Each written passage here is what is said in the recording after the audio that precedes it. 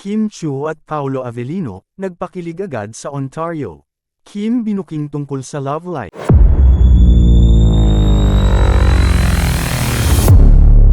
Sa isang nakakikilig na pagtatagpo sa Ontario, California, ang tambalan ng Kim Pao, Kim Chiu at Paolo Avellino, ay agad na nagpakita ng kanilang mainit na pagsalubong sa kanilang mga tagahanga. Ito ay naganap matapos ang pagdating ng Chinite Princess at iba pang mga kapamilya stars sa Los Angeles International Airport, kung saan sila ay dumalo sa media call para sa "Asap Natin Ta". Sa kanilang pagdating, hindi lamang ang mga fans ang excited na makita sila, kundi pati na rin ang media. Isa na rito si MJ Felipe, isang kilalang entertainment reporter, na agad nilapitan si Kim Chiu. Sa kanilang pag-uusap, binanggit ni MJ na siya ay magiging mapagmatsyag kay Kimi, bagamat hindi niya binigyang detalye kung ano ang partikular na dahilan. Gayunpaman, ang tono ng kanyang pahayag ay nagpahiwatig na siya ay magbibigay ng espesyal na atensyon kay Kimi hanggang sa muling magtagpo sina Kim at Paolo Avellino. Reaksyon ni Kim sa pagkakataong ito ay tila may halo ng kilig. Marahil, sa gitna ng interview, nasa isip niya si Paolo, lalo na sa pag-asam ng kanilang muling pagkikita.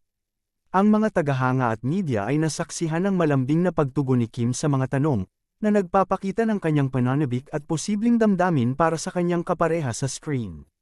Sa pagsisimula ng press conference para sa "Asap Natin Ta", hindi rin nakaligtaan ni Kim na magpasalamat sa lahat ng mga sumuporta at tumutok sa kanilang mga teleserye ni Paolo Avellino, tulad ng "What's Wrong with Secretary Kim" at "Lin Lang".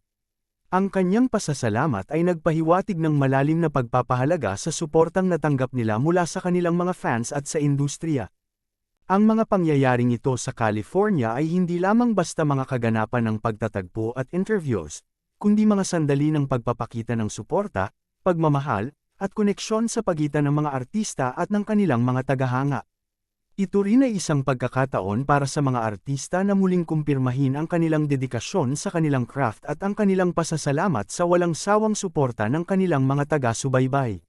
Sa kabuuan, ang pagbisita ng mga kapamilya stars sa California ay isang testament sa matibay na ugnayan sa pagitan ng mga Filipino artists at ng kanilang international fan base.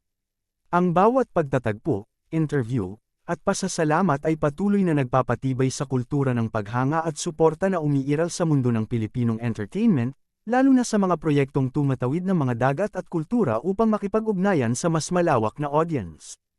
Ang mga ganitong karanasan ay hindi lamang nagpapasaya sa mga fans kundi nagbibigay din ng inspirasyon sa mga artista na patuloy na magbigay ng kanilang pinakamahusay na performance, alam na marami ang nagpapahalaga at sumusuporta sa kanilang mga sining at karera.